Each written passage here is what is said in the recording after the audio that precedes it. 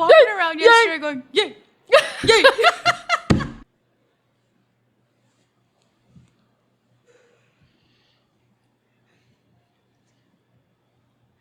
What's up, guys? It's me, Vic. Welcome back to the Best Foot Forward podcast.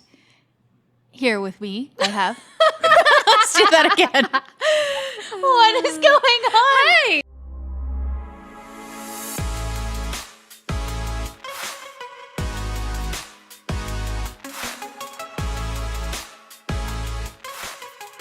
What's up, guys? It's me, Vic. Welcome back to the Best Foot Forward podcast. And here with me, I have... I'm Ann Duskus of STUDIODUSKUS, and we're based in San Francisco. Yes, Okay. we are. And I just got back from San Francisco. Wait, Oh, my goodness. you just got back from Toronto. I mean, from Toronto. Just got back into San Francisco. What is all this like?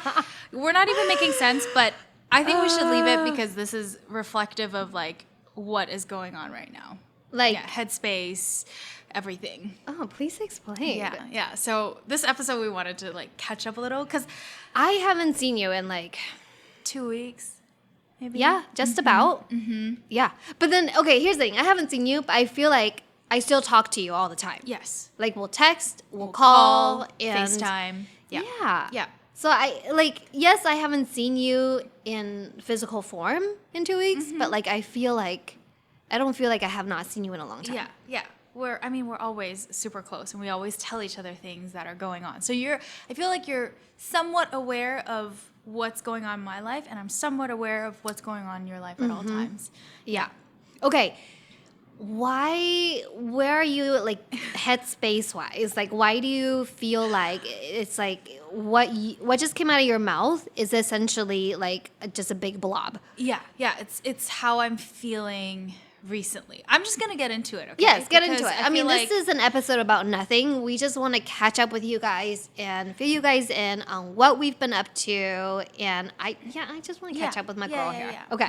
So basically, in the past like month or so, we had an episode on interruptions, and it very much carried on for the next little while. And I've had visitors, I've had things come up where I couldn't work, and I just lost track of any semblance of a routine in my life. And I love a routine, when you know that you're gonna have this stretch of time, get up in the morning, go to work, at nighttime, come back, do your exercise, whatever, go to sleep, and then rinse and repeat. And I feel like because of a lot of like social obligations, I would say, all of that turned into dust. And I started feeling really anxious. Mm-hmm. So I was like, oh my God, I'm not being as productive as I want. I have a lot of goals. I have turned down a lot of opportunities in order to make these things happen, and I'm just not getting enough done, and I am still in a like part of my life where more people are coming to visit too. So I have had to put my work on hold in order to accommodate everything else that's happening in my life. Yeah. So I went to Toronto for 10 days in order to attend a wedding, which I really did want to be there for. However, I couldn't work. Like, I couldn't physically be in the studio. I was seeing a lot of friends and family, so that took up majority of my time. I just couldn't get anything done. I brought my laptop with me. I brought my sketchbook with me, and I did none of that. Yeah.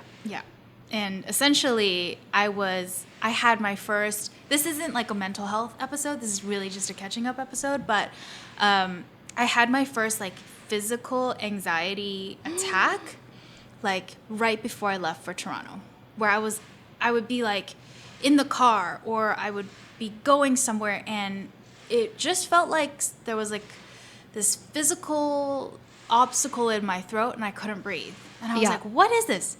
I'm not even worried. I'm like sitting here, I'm like, I'm so chill. In terms of words that are coming out, I'm so chill. I'm not doing anything. But I think mentally it was like really wearing down on me. So about like halfway through my Toronto trip, I decided that, and I think I told Ann this, I like got rid of all expectations. Because at the beginning of the year, we set goals. Like, I want to reach this number. I want to, do this many collaborations, this many sales, et cetera, et cetera. And I think all of that was wearing down on me in a way where the business wasn't fun anymore. You know, when this whole thing started and I was growing very organically, I was having a lot of fun making content, doing all of this. And now I feel like I have to make a certain level of content. I see all these blockers and I haven't gotten rid of any of them. I know that I want to do YouTube, but I haven't been able to like put out any videos because of all sorts of things, like me feeling like I have to come into the studio in order to be productive. I can't just sit at home and edit a video for 2 weeks because that's me not doing anything or not making full use of me renting out a space. Yeah. Right? So like all of these things just like somehow accumulated and then felt like a huge burden on me all of a sudden. And I don't know what it was. I guess it was the fact that I had to leave the country and stop working. Yeah. And so it very much like the anxiety attack and like that physical feeling of feeling nervous was what reminded me that I have to take better care of my body and I have to reassess how I'm going to approach running the business. So that's kind of where I'm at, you know? Yeah. Yeah. I can totally empathize or even sympathize like where you're coming from because I think if I'm right, I mean, because I feel like you and I are very similar in the sense that, like we're in many ways, like we're very different, but we're also the same. Yeah. Sorry. Oh my gosh, hilarious. So okay, if you guys have been watching our lunch with Vic and Ann, we've been just like joking about trying to get a sponsorship. Well, joking, not joking. Yeah. From Spindrift. And she's drinking Spindrift in pineapple flavor right now. And she just held it up to the camera. I just pointed to it. Hilarious. Hashtag. Yeah. Spindrift. Sorry. Yes. Sponsor. Yeah. But this is like regular energy, by the way. Yeah. No, all day. But I feel like all of those anxiety that you're feeling stems from guilt. Yeah. And it's like and I feel like and I sometimes feel that way too. It's like this guilt of like, Ann, why aren't you at the studio all day long if you're paying for this space? Right. And why aren't you sewing at your studio when you moved your sewing machine to your studio and that's the only time you can sew? Yeah.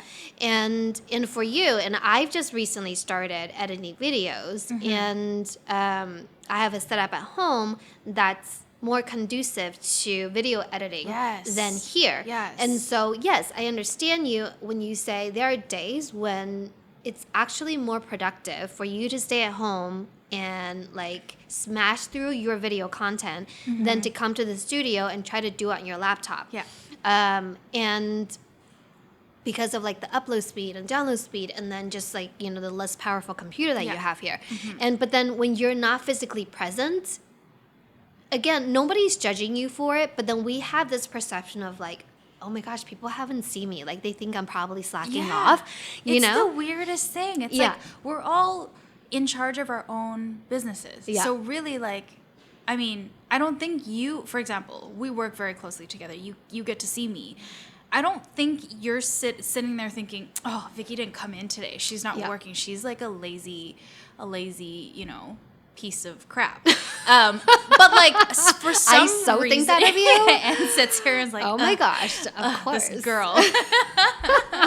But like for some reason, there is that external like pressure that I put on myself. Yeah, it's so weird. I mean, it's not weird in the sense that you're just a responsible adult, you know, and I think it's better to have that than to not have that. Right. Especially as a business owner. So, yes, so I completely understand where you're coming from. And I think, and it's like, it's just this weird thing. I don't know if it's an Asian girl thing, but it's just like we all constantly feel like we have to explain ourselves to other people. Yeah. But like, no, like, you know I don't expect that from you. You know our other studio mates don't expect that from you. Again, no one is judging you for it, but we're judging ourselves so hard for it. Yeah. How freaking exhausting is that? It's so exhausting. And that's why I was like, I got to this point, I'm like, stop.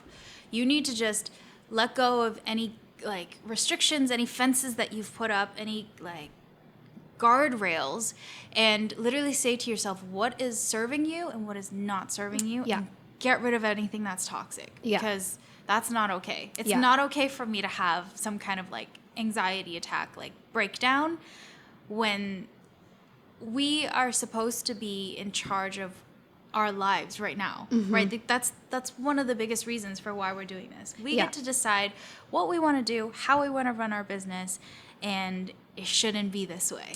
Yeah, and I think for you, it's like, okay, so walk me through like what happened, because I think like I remember you had, plans to like take work with you when you go to Canada to visit your family, and then you're going to work and then, spend time with your family. You're going to do all the things, Yeah. But yes, like you were saying, like at some point you just had to abandon ship on one of those things. Yeah. And that one thing is work. Yeah. Because it was almost, it sounds like it became even like more unproductive. That you're Yes. trying to work in a place that wasn't really promoting that for Right. you. Yeah. And then you have this self-guilt, like, and then to where you finally like broke down. You're like, I can't. Yeah. Like it just wasn't working. I'm trying Yeah. to do too many things. I'm trying to satisfy too many people. I wasn't mentally there. I couldn't be focused and like entirely indulgent in my work. And then I couldn't also have the same attention span when I went to see my friends and family. And I was So, like, yeah. yeah. So like this whole trip is like, it can be so stressful for me. I can come back from this trip completely just dead, Yeah. burnt out. And I didn't want that. Yeah, which is like you were headed towards that direction. So I'm really glad that you recognize that, because I think what it sounds like to me is just this your lack of ability to be present in anything that you were doing Yes. there. Yes, exactly. Yeah. Like everything all at once, just no presence, nothing. Like I was just on autopilot. I was like driving around the city all the time, talking to people, and I haven't actually socialized for a very long time, right? Yeah. Like only with select few people. And so like to be on all the time, to be on all week long, and then to have gone to a wedding, and like everything is just high stress. And I was like, oh my God, this needs to stop. Yeah. And so the second that I got back, I was like, okay, exercising routine needs to come and play. So I've only done it for 2 days as of this point. But I'm like, no, I need to somehow not feel like a slob anymore, right? It was so weird in Toronto. I was only eating one meal a day, Girl. yet I was bloating and I was keeping all of that weight in me. Like I was at my parents' house, and they had a scale like in the like pretty close to the bathroom, and I would step on it. I'm like, oh my God, I am like physically gaining weight day by day. And it was just like everything just manifested in a physical manner. And Yeah. I was like, that is not okay. I am a girl that eats on time 3 meals a day. I need to do this. Yeah. I need to get back to working out. I need to set a time for myself, and it's like that talk how we have like these people who are very successful in life that have 10 things going all at once. Yet they're so competent, and like we're like, of course they're successful. They're working on so many things. They've diversified their business. Their business is well on their way. They're recording content. They're selling, stuff. They're making money from like all different directions. Why am I not there yet? Also, I'm like, what kind of drugs are you on? Yeah, like exactly. You're on cocaine or Adderall? Yeah. Like, what Yeah, is it? exactly. Like, how are you able to accomplish all And like they've got families, they're working out, they're like healthy, and we're like, man, I don't even have a grip on my life, and it's not even like what I'm doing is very hectic. It's so weird. It's like almost like this, like everything is very quiet, yet it's chaotic. So chaotic. Yeah. Yeah. No, I understand where you're coming from. Yeah, I mean,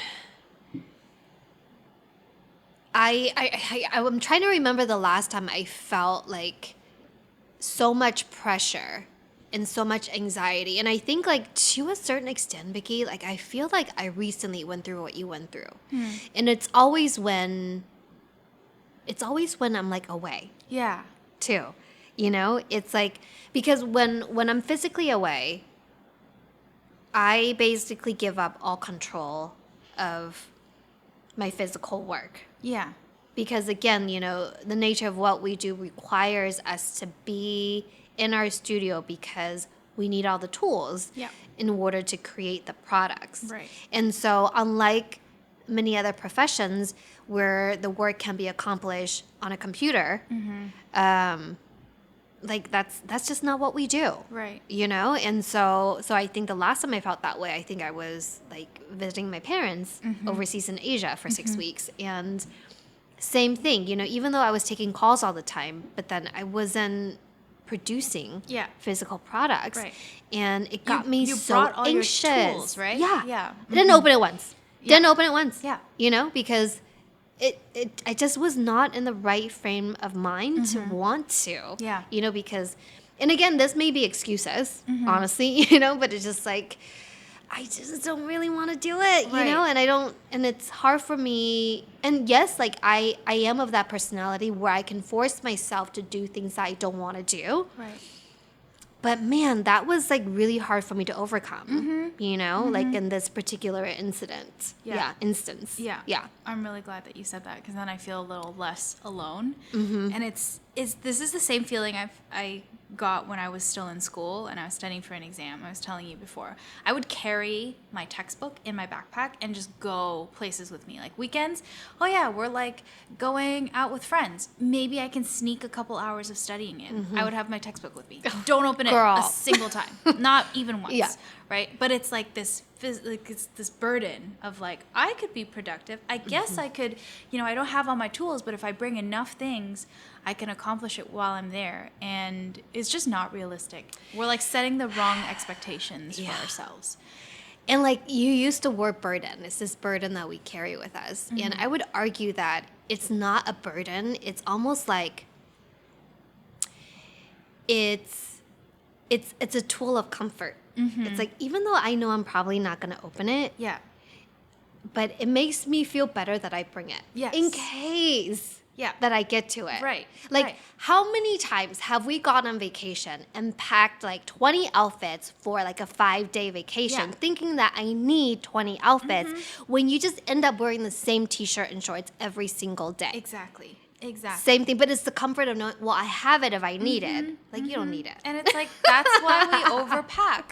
And exactly what I think in life has happened is I've overpacked. And now I have all this extra weight that I'm carrying that's so unnecessary. Oh my God, that turned out to be a great metaphor. Look at how it goes. Yes, we're so deep. Oh my gosh, I'm so silly. But, okay, wait. You also did something kind of fun while you're in Toronto. Tell me about this cool exhibit that you went to. Oh yeah, the Bata Shoe Museum. So what's it called? Bata, B-A-T-A. B-A-T-A. Okay, what is Shoe Museum. So it's literally like a museum where you can see shoes from historical times. So was this just a temporary exhibit or this is a permanent exhibit? Funny thing is, it's always been there. It's always been there since I lived in Toronto. I went there on a field trip as a kid. Yeah. Wait, even the Murakami shoes? No. I think so. The sneaker exhibit was temporary. It's Okay. Yeah. But like all the really old things, like the very first shoe that was ever like historically found. And like, I don't know how many shoe museums there are worldwide. Maybe this is like, oh my God, there's like only a few. But I remember going there on a field trip when I was very young. And at that time, I was in like French immersion. So all of our assignments and stuff were in French. So I don't think I really even cared about the shoes or like knew anything about it. Vicky, talk about full circle. Yeah. And now I'm like, oh, of course I have to go to this exhibit. I work on shoes now. You know, like this was like my little bit of work that I sneaked in. I was like, nobody went with me. All of my friends and family were working during the day. So I was like, oh, I'm going to take this one day in the morning. I'm going to go by myself to this museum. Okay, hold up. What shoes did you wear when you went to the museum? I wore my Mischief wavy babies. And then let's talk about this. So like, so funny. When I was packing, I don't know how people do this, but remember, I'm Simply B. Yeah. She was like on a live, and I was telling her, I was like, Ann, how many pairs of shoes do you pack on a vacation? Let's say like you go for 10 days. I think she had a suitcase dedicated. Our girl, man, be like, but she packed 10. Also, how many pairs? Like 10 pairs of shoes, guys. And then when we're talking about 10 pair of shoes, we're talking about sneakers. Yes. Sneakers take up so much luggage space. Like, it's such a waste of space. It's like, I already overpack without having 10 pairs of sneakers. But then you were like, oh yeah, if I go, okay, let's say you go on a 7-day vacation. How many pairs of shoes do you have? I probably wear one and bring one. You guys, can I just say, like, I am so proud to say this, and I'm just gonna say it because I'm just like, okay, I am like the ultimate, like, I am a really good packer. Yeah.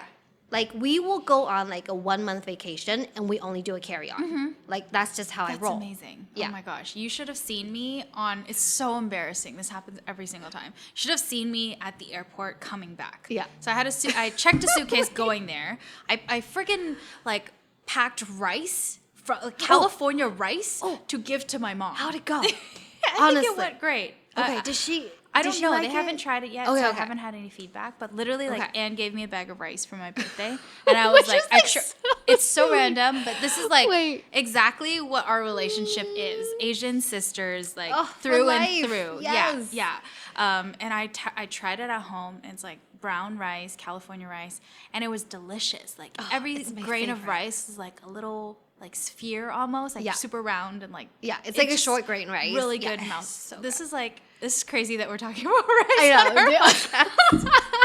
This is an episode about nothing. Welcome to our podcast. Yes, exactly. Yeah. So I decided that I was gonna buy like, I think they were 4-pound bags, and I tried to fit 4 in, but I only fit 3 in. So I checked that luggage with like some like old clothes that I wanted to, like pants and stuff that my mom wanted. And so I checked a suitcase going there, and then when I came back, I was like, there is no need for a suitcase. I'm going on with carry-ons. Literally, my carry-on was bursting at the seams. My backpack with my laptop, my sketchbook, and my like pens. 20 bags of potato chips. Right, that was the most important piece of cargo. Thank you so much. I literally had bags of Lay's chips, like ketchup chips. Okay, also, like, homegirl over here, like, she brought back exclusive flavors from Canada. You had to try it. You've never tried all dressed before. We talked about this. I know. Okay, stay tuned because in a couple days we'll probably do a taste test. On IG Live. Yes. Okay. So, I mean, like that's how it happened. I just brought that back. But what were we talking about? Okay, packing shoes. We're packing shoes and shoe museum. Yes. Okay, go. So when I was packing, I was like, I have not worn my wavy babies. Yeah. And I've seen so many videos online of people tripping upstairs. And like when I got them, they're just exaggerated. They're so exaggerated. Yeah, I was like, and then I went on YouTube and I was like, hey, somebody show me a review. There was this guy on YouTube, do not remember his handle, but he was like, yeah, these are probably not recommended for driving. And I'm like, well, I don't care. You know, I was like, I knew that I was gonna be driving a lot in Toronto and I was gonna have access to like my parents' car. And so I was like, can't really drive in these, but you know what? Who cares? I'm gonna make it work. And if anything, I can always buy another pair of shoes when I get there. Yeah. So I didn't pack an extra pair. I only wore my wavy babies the entire time. Okay, also that's pretty ballsy because 1, you've never worn them for an extended period of time. Yeah. And 2, you didn't bring an extra pair just in case these do not work out for any reason. Yeah. Because you didn't know how they were gonna fare. Yeah. I had so much fun in them. So many people were like, oh my God, what are those shoes? Does Vans make them? And I was like, nope. I just there's a lawsuit going on right now. Yeah. I was like, they're fun because like I bought those shoes because I just really enjoyed the concept. Yeah. So I was like, I had a lot of fun with them. And I wore them to the Bata Shoe Museum. So they're fine. They're not fun as people like claim them to be. It's like, oh, you'll trip over them, you can't balance on them. A little bit trippy. Like if you're going up an escalator and you forget that your shoes have like little curves in the bottom, then you could be like losing your balance a little bit. But it's not that bad. I mean, you get used to it. I mean, girls. I mean, come on. We grew up in high heels. They're and not like even, stilettos, like that's gonna be fine. Like nowhere it's close. not gonna bother us. Exactly. Okay, let me ask you this structurally though. Like when you wear it, like do you feel the weight from the inside of the shoe, or from the inside it just feels flat? No, it's flat. Okay, That's why there's a platform. Yeah. But they're like really heavy shoes.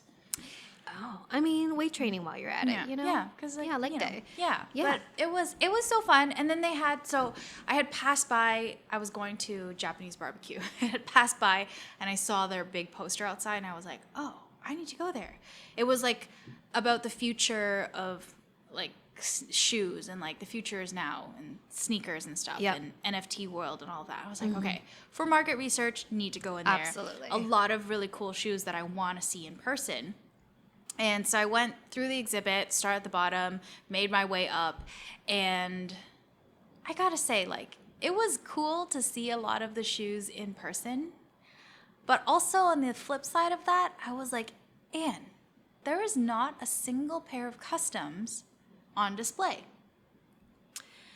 Really? Mm-hmm. Wait, okay, customs as in like one of like as customizers, Yes. like made it. Yes. Wait, okay, I thought there was like the Murakami shoes that were there, and those those would be considered considered customs? customs, I I guess think, so. because those are one-offs Right. that's just created for But I guess he also has Takashi like, himself. he has like a back, like there's a name to it. There's a lot of, Yeah, you know, where it's not like, oh, this shoe is just really great, or this shoe was done really well Yeah. by somebody. It always like was a studio that did it, or like a company that backed it up, you know, like lots of Nikes, lots of Adidas, and Yeezys mean- were there, you know.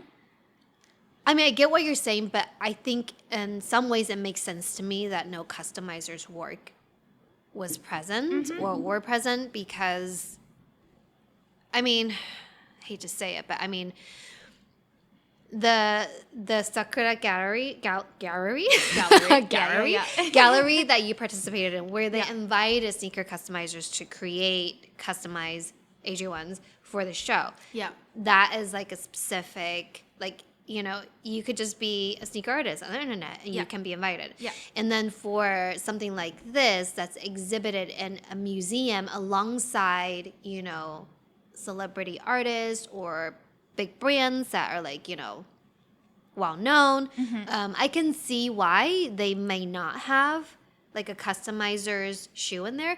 But I also agree with you though, like you and I both know a lot of well-established sneaker customizers in the game to where it would actually make sense for them to be alongside these people. Exactly. Yeah. Yeah. I feel like for legal reasons, they probably can't do it. But that's also, true. it's such a missed opportunity. Yeah. Right? Because I feel like in an art gallery or in a museum, that's why like Gallery Sakura is so great, is because it was like the first time that customizers had sort of the spotlight, you know, to be in it. So I kind of wish, I mean, they still have time, but I'm hoping that in the future there are more customs that get to be displayed, or like that's something we can work towards, you know? Yeah. Yeah. For sure. Yeah. So enough about me though. What has happened since? We're catching up. I need to know what's going on in your life. Girl, I have been cutting videos. Okay. Oh. Seriously, you have unlocked like another level of Anne when you like pushed me down the deep end of like creating YouTube content. This is on brand. I remember when I first met you, you were like, yes, put me into the deep end. Yes. I don't like, I'm I down. love to be outside my comfort zone. Yes. So this is an example of you doing that. And I love it. Thanks. Yeah. Thanks, babe. Yeah. Check But- out her YouTube video. Oh my goodness. They're ridiculous. But yeah, I mean, so I've been cutting videos while you're gone. I've been, and again, like, you know, I still feel like I'm trying to get the hang of like how to properly build a video. So again, like my thing for YouTube is I want to create bite-sized, I call them like recipes. Kind of like if you were to watch someone's like cooking show. It's like, Yeah. oh, here are the 5 ingredients you need for this very simple pasta Love dish. that. And so I want to create like very bite-sized, easy to digest recipes for sneaker customizing. Yeah. And so even though they're short videos, like I'm trying to keep them around like no more than 5 minutes. But like this one I'm cutting right now, I think it's like 8 minutes. I'm like, no, Yeah. cut, You you just know? need to cut it all yeah, down. just Yeah. cut all the fat. Yeah. But I feel like I'm still trying to figure out like my process, Yeah. you know? But again, like I'm having so much fun doing it, but then also because I'm trying to figure it out, I'm not doing it very efficiently. Yeah. So something that I'm hoping by the 5th or 6th video, like, you know, I can capture all the content without like, oh crap, like I forgot, I missed this. I have to recapture this, you know? And so, remember, it's so funny, Vicky, I was telling you, was it yesterday? I was like, Vicky, like, I have not changed my nail polish because I feel like I've been just like finishing up these videos, and I feel like if I change my nail polish and my outfit, they will know that it was not done in one shot. And we're just telling everybody this right now. But that is like literally the only you and I, like ourselves, would know and care about. Like, I'm always looking at I was telling you, I looked at my video and I was like, I changed nail polish and nails like 5 times in this video. Yeah. They're going to know that this was done over like the course of 2 months. Yeah. Right? But like, nobody cares except for yourself. But you're like, I want that consistency. I don't want it to change. Yes. Right. Yeah. Yeah. Because we do a lot of top-down view videos. Yeah. And so I'm like, and there are a lot of close-ups because we work with our hands. Like, you're going to see our hands, you know? So it's not like I'm far away. You can't see what this is right now. But, but it's like, even last night, I was like, it took every ounce of me to not peel my nail polish off. Yeah. Because I knew this morning when I came in, I had to record like 2-3 more segments to make up for the beginning and end of my current and next video that I'm filming. And so I'm just like, Ann, just don't look at your hands. Like, just don't do it, you know? And it's just like, it was so hard, but I cannot wait, Vicky. Like, tonight is the night. I'm going to like redo my nails. I know it's ridiculous. Like, girls think about these things. But even like this morning, I was like telling you, I was like, Vicky, so, okay, homegirl over here, like, films everything very high quality, and her mirrorless camera, amazing. If you haven't listened to our gear episode, very long-winded, technically speaking episodes, which is episode 19 and 20, where we talk about all the gear and all the process and everything that we go through to create content for stills and videos. Check that out.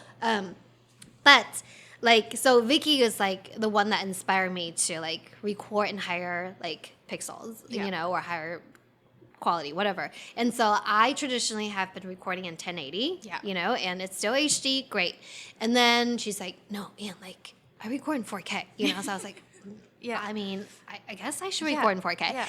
And then literally, I mean, I think I texted you when you were gone. I was like, Vicky, FML, this 4K thing, like, it takes forever to upload and render, you know, and I have not even started cutting and my computer is like crashing. It's like barely holding on. Yeah. I mean, granted, my computer, it's a laptop, is not built for this kind of editing, but now it's just like I was just like, Vicky, this is the last time I am recording in 4K. Yeah. Like, F this, I'm going back to 1080, it's fine. Honestly, like I was telling you, do it at your own pace, you know? Like, you can see there's always, like, a way to get better. And, like, I am very guilty for wanting to be at the, like, I like to skip steps. And I'm like, no, I want that quality. I want it to be perfect. I want if it to be be exists, high quality. I want it. Yes, exactly. If I can get to it, that, like, I want to be at the very top. But like, do it at your own pace, because again, what you have now, it's better to be able to finish editing your video and post it than to not do it. Abso-freaking-lutely. Yeah. And we have to keep reminding ourselves that. Totally. So that's just kind of what I'm going through. But I mean, honestly though, like, I'm having a lot of fun doing it. Yeah. That's the reality. I think I love learning new things, and I love adding skills to my like library. And so I think this is just one more thing that is going to help me elevate my work and my content creation. And I think, I mean, even this morning, I mean, I cannot wait to show you all the bloopers. And I think I'm going to share that in my next video. You should. Like, seriously, when we're recording content, I mean, you have a technical guy who most of the time when you're recording long videos, like he's here with you. Yeah. And shout out to my tech guy. Yep. Shout out. But so even though you're talking to yourself because you're talking to the camera, like at least there's another person present to where like, okay, like I'm talking to myself, but it's terrible. Okay. Right. Okay. It's best to do it alone. Okay. You know, I was filming, week in the life of, which that video I'm trashing. Oh, wait, why? You put in so much work, babe. No, because I wasn't happy with the quality of the filming. There were a lot of like, anyways, you make it for real. many Just make it reasons. real. No, but I didn't like it very much. Oh, so I'm just Vicky. gonna be like, no, I'm not posting that. I know it's terrible. Oh, I wanna happens see very it. often. No. But anyways, like there was one. So it was like on one of those weeks when you were away for Yeah. most of it, and then I think at the very end you were back in for one day. Yeah. Even that clip where I was like recording, like, oh, by the way, I'm doing this. It was awkward for me. Oh, But like sorry. it was no. It got better. Like the more that I did it, I was filming for like 5 days or something. First day super awkward. Second day got better. Third, fourth, I was like, okay, by Thursday, pretty good. And then I think it was like Friday or something that you came in, and I was like, oh my god, I am back to. And it happens. Like even with my tech guy behind the camera, I like trip up because I'm thinking there's somebody there, and you feel like you have to perform. Yeah. Yeah. And you feel like they're judging you. Right. Even though nobody is judging, right? Like Yo, I mean, if my husband was watching me, I'd be You- like, he's yeah. judging me so hard Yeah, right now. you I would wouldn't be never able want to to do do it in it. front of my husband. Right, No. exactly, Which is exactly. like crazy because that should be the only person that you're comfortable doing it from. Yes. You know, Yes. but they're just like, they have very high expectations of us, Right. which like on paper is great, but in this case, it's not so great because it makes us super You self-conscious. just can't be natural. Yeah. Yeah. Yeah. Whereas like if you're screwing up on your own, you just laugh it off. You don't even think about it. You're like focused. I know. Vicky. I know the feeling. I get it. Literally this morning, I was recording, and I was like, so many times where I was just like, ugh, Ann, that was so stupid. Like to myself, like, why did you say that? Okay, like get it Shake together. it off. Yeah, get it together. But like, it just you just keep letting it run until Yes. you get it right. You Yes. know, and just like, oh my god. And I think it's like it's such a pain. It's painful Yeah. because this process doesn't just come naturally. Yeah. You know, like you watch these videos and don't you have like this newfound respect for people that do YouTube? Like, Oh my gosh, it's huge. crazy. Yeah. The amount of editing, the amount of like The editing. how do they talk? How do they go on for like 15 minutes and everything that's coming out of their mouth like sounds like it's cohesive. Whereas I'm sitting in front like we're doing a podcast, I can't even get my sentence out, you know? Yo, Vicky. Okay, so the other day, remember we were doing lunch with Vic and Ann, and then I was like, okay, who wants to put money on which one of us is going to get a teleprompter first? And this morning I was like, man, I need that teleprompter. Like, what is going on? Because literally, wait. Nobody's talking Nobody's to you. talking to you, Google. Google. Okay, so we're like, okay. And so like this morning there was this segment where I was recording and I was like, I had to redo it. And at some point I was just like, took the shoe. I was like, look guys, let's just have a conversation right now. Yeah, Like, yeah. because I cannot have a conversation by myself. Yeah, And yeah, I yeah. was just like, you can just see my frustration, but I'm like, that might actually work out. That's the take. That's You the know? take. Yeah. When you It's get so so frustrated ridiculous. that you're like, you know what? F this. Yeah. F everything. I'm just gonna say it as it is. Yeah. And that's usually the take that you're like, oh yeah, you're human again. Yeah, You're exactly. not presentation Ann. Oh my gosh. Seriously. Okay. And the other day when we were doing lunch with Vic and Ann, we gave a shout out to our really good friend, Vic Almighty, Yes. you know, who is like incredible in front of the camera. Mm-hmm. And then I remember this morning, I was like, Ann, you're being very Vic Almighty right now. Like, you're really you're trying to channel his Yeah, energy. yeah. You know, you're trying to be on. But like, it's too much. Yeah. Like, Yeah. You know, You like, have to, this is not you. Dial it back Like- a little bit. Right. Yeah. See, Yes. and that's why like that whole conversation we had with like online persona. It's like what do you put on when you're filming and like you want to be yourself. You Yeah. want to maintain that like genuine, you know, feeling and you're not like just pretending to be somebody you're not. But whenever the camera turns, it's until you guys record yourselves, you will not know the feeling of the camera turning on and then everything's just like, oh my God, somebody's gonna watch me, something's happening, I'm being recorded, oh my God, I hate the way that I look, all of these things. And then, but I think over time that gets less and less and less because you're just like, you know, that frustration that you get where it's like, I just need to get this done. Yeah. Stop it. Like, you know, Stop no effing funny around. business. Get it Right, done. Exactly. Like, that's where we want to be. yeah. Okay. Hilarious. I know we're running out of time, but real quick. So this morning I was recording, and I was by myself in here, and then at some point I was like, oh, I wonder when Vicky's gonna come in, you know, because I'm still recording. Yeah. And I was like, hurry up and get it done because I was going through the same thought process. Like, again, I'm not a shy person, but it's weird when the camera is on. Yes. And so, like, I agree with you. Like, I prefer to get it done when no one is here. Yeah.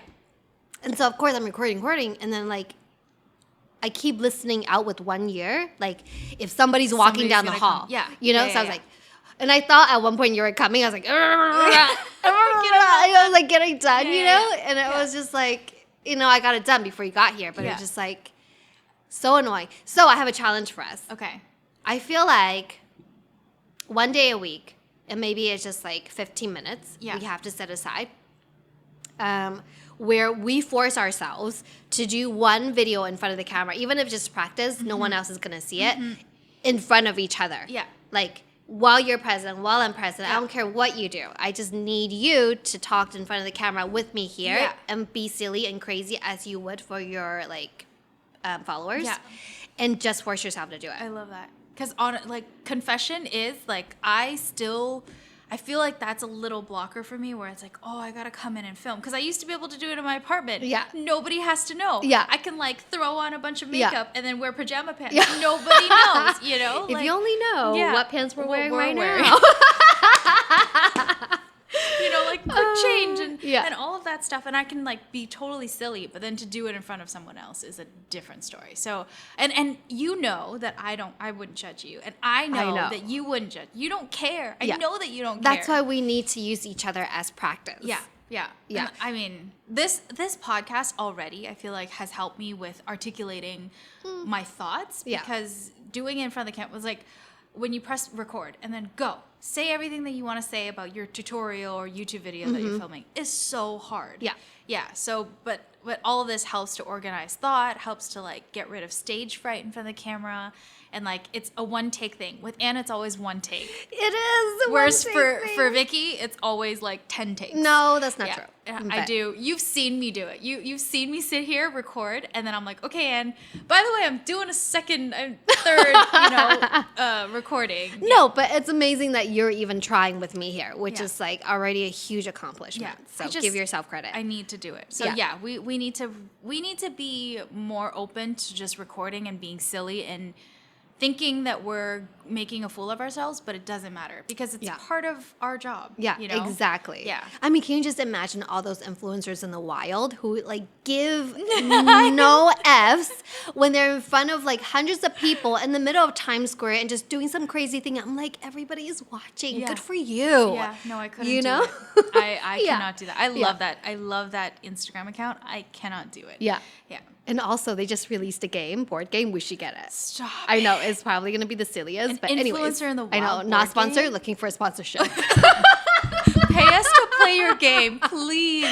Oh my gosh, everything. That would be amazing. Okay. Yeah. I mean, we're out of time, but yes.